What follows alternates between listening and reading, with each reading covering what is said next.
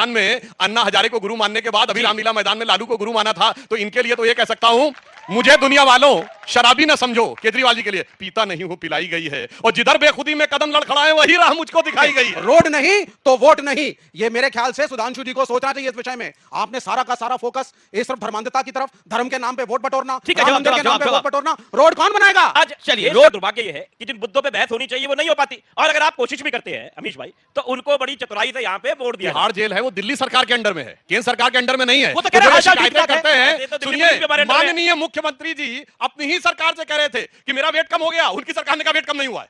मतलब ऐसा आपने कभी नहीं देखा होगा कि उन्हीं की सरकार का महकमा मुख्यमंत्री की बात को झुठला दे। अब सच बोल रहा सरकार या मुख्यमंत्री समझा जा सकता है। और मैं एक बात कहना चाहता हूं, देखिए इन्होंने सारी बातें कही, इन पे सबसे फिट गाना जानते क्या है? इन्होंने जो एक पौवे के बदले दूसरा पौवा फ्री देने का दिल्ली में दारू का दरिया बहाया था, और उसके बाद रामलीला में।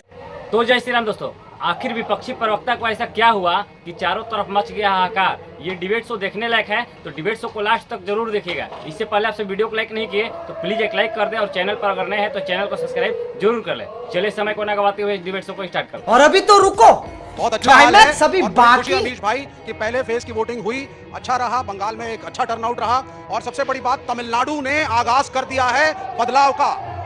39 सीट्स में से एक भी नहीं आएंगी एआईएडीएमके के साथ। लेकिन प्रधानमंत्री मोदी कह रहे हैं कि अंसारी तो पहुंच गए राम मंदिर की प्राण प्रतिष्ठा पे, लेकिन इंडिया अलायंस का एक भी घटक दल नहीं पहुंचा। राम से दुश्मनी थी या मोदी से? उस पे आऊंगा, लेकिन आप बताइए, राम मंदिर तो ठीक है, आज फर्स्ट फेज ऑफ वोटिंग में अल्मोड़ा के एक गांव ने इलेक्शन का बायकॉट किया, वोट नहीं डाले, और नारा दिया गांव वालों ने, रोड नहीं तो वोट नहीं। ये मेरे ख्याल से सुधांशु जी को सोचना चाहिए इस विषय में। आपने सारा का सारा फोकस इस तरफ धर्मांधता की तरफ, धर्म के नाम पे वोट बटोरना, मंदिर के नाम पे वोट बटोरना, रोड कौन बनाएगा? चलिए, रोड कौन बनाएगा, लेकिन मैं जनता से भी जानना चाहता हूं, आप लोगों के लिए महत्वपूर्ण मुद्दे क्या है?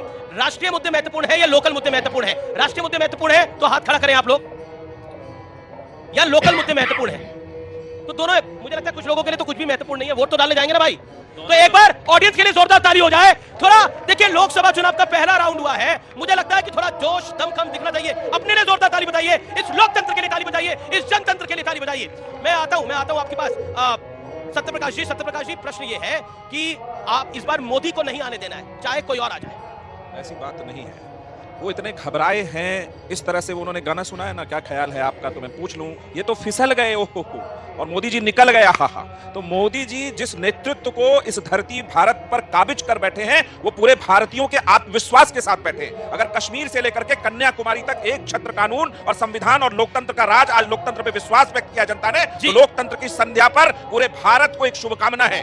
जो अभी सुधांशु जी ने कहा कि 77% से ऊपर बंगाल में वोट पड़ा है, वो जो करंट है बदलाव का, वो वोट वहां पड़ा है। और कहीं अगर इन्होंने ठीक कहा कि रामपुर में भी पड़ता अगर करंट होता, वो इंडिया अलायंस के पास इसलिए नहीं है कि न नीति है, न नेता है, न नियति है, और लोकतंत्र को उनका कोई भरोसा लोकतंत्र में भी नहीं है। वरना ये बात वो लोकतंत्र के चुनावी सम्मेलन में मैदान में खड़े होकर नहीं कहते कि मोदी जी देश को भटका रहे हैं। आपने गाना गाया, ये तो फिसल गए ओहो, तो आपके लिए गाना है, हम तो बेवफा हरगिज ना थे पर हम वफा कर ना सके। ये आपको एक बात कहना चाहता हूं कि नीतीश कुमार जी की सिद्धांत, सुचिता और ईमानदार की 45 साल की इतनी बड़ी राजनीति है, उनको हर दल पसंद करते हैं। वो नीतीश कुमार जी तय करते हैं कि राष्ट्र के बाद दल पसंद करेगा, नहीं राष्ट्रहित क्या है। चुनाव के बाद भी और पहले भी अभी हम एनडीए अलायंस में पूरी मुस्तैदी के साथ हैं, और इस नीति के साथ हैं कि राष्ट्र मोदी जी की नीतियों में तरक्की कर रहा है, और आने वाले विश्व 47 का जो उनका एक विजन है, उसके साथ देश आगे बढ़ेगा। मैं चलता हूं, राजेश सुनिए, गाना सबसे फिट ये बैठता है जो राहुल गांधी जी ने अपनी तथाकथित न्याय यात्रा निकाली थी कि मैं जिंदगी का साथ निभाता चला गया, हर फिक्र को धुएं में उड़ाता चला गया, और बर्बादियों का शोक मनाना फिजूल था, मैं बर्बादियों का जश्न मनाता चला गया। तो पब्लिक यहाँ पर ताली बजा रही है, लेकिन राजेश गुप्ता मेरे साथ हैं, प्रवक्ता और विधायक आम आदमी पार्टी के। राजेश भाई, करंट लगेगा, बीजेपी कह रही है कि इस बार करंट लगेगा, लेकिन आपको तो करंट लग रहा है? देखिए, क्योंकि आपने बहुत सारे गानों से शुरुआत करी, तो मुझे भी एक बहुत अच्छा गाना याद आ रहा है, और मुझे लगता है कि सुना दीजिए। परफेक्ट है सिचुएशन पे, बिल्कुल, कि हालचाल ठीक ठाक है, सब कुछ ठीक ठाक है। फिर केजरीवाल जी क्यों परेशान है? एमए किया, बीए किया, सब कुछ लगता है एमए किया, आपकी दुआ से सब ठीक ठाक है। नौकरी है नहीं, एमए कर लो, बीए कर लो, बैटरी रिक्शा चलाने पड़ रहे हैं, पकौड़े तल लो, गैस निकालो, उससे रसोई गैस चला लो, ऐसी बातें हो रही है। आज देश का दुर्भाग्य यह है कि जिन मुद्दों पे बहस होनी चाहिए वो नहीं हो पाती, और अगर आप कोशिश भी करते हैं अमीश भाई, तो उनको बड़ी चतुराई से यहाँ पे वोट दिया जाता है। बड़ी सीधी सी बात है। आपने जैसे शुरुआत में पूछा, अब तो मीठे पे भी दिक्कत है, अब तो इस बात पर दिक्कत है कि आम आदमी आम क्यों खा रहा है? तो क्या खाएं भैया, मशरूम खाएं, वही वाले बाहर वाले जो मोदी जी खा के गाल लाल कर लेते हैं। ईडी का काम अभी हो गया कि आम में देख रहा है कि मनी ट्रेल कहां से निकल रहा है। नवरात्रों में अगर कोई आदमी जो देश का 3 बार का स्टेट का मुख्यमंत्री रह चुका है, जी। अगर वो पूरी सब्जी खा लेता है तो दिक्कत हो जाती है कि भाई पूरी क्यों खा रहे हो, बताओ कमाल हो गया। बस सब मशरूम खाएंगे अब, क्योंकि 80 करोड़ लोगों को ये राशन दे ही रहे हैं। 5 साल के लिए इन्होंने गारंटी दे दी है, फिर ये कहते हैं हमने गरीबों को बाहर भी निकाल लिया है। कितनी कंफ्यूजन है भाई। या तो मान जाओ लोग गरीब है इसलिए आपको राशन भी देना पड़ रहा है, ये मान जाओ लोग गरीबी से बाहर आ गए तो फिर राशन क्यों दे रहे हो? क्या confusion है? सुधांशु द्विवेदी, फिर मैं ऑडियंस वैसे एक बात बताऊं आपको, जो तिहाड़ जेल है वो दिल्ली सरकार के अंडर में है, केंद्र सरकार के अंडर में नहीं है। वो तो कह रहा है, जो हाल-चाल शिकायतें ठीक-ठाक करते है। हैं, ये तो दिल्ली सुनिए, पुलिस के बारे में है। माननीय मुख्यमंत्री जी अपनी ही सरकार से कह रहे थे कि मेरा वेट कम हो गया, उनकी सरकार ने कहा वेट कम नहीं हुआ है। मतलब ऐसा आपने कभी नहीं देखा होगा कि उन्हीं की सरकार का महकमा मुख्यमंत्री की बात को झुठला दे। अब सच बोल रहा सरकार या मुख्यमंत्री समझा जा सकता है।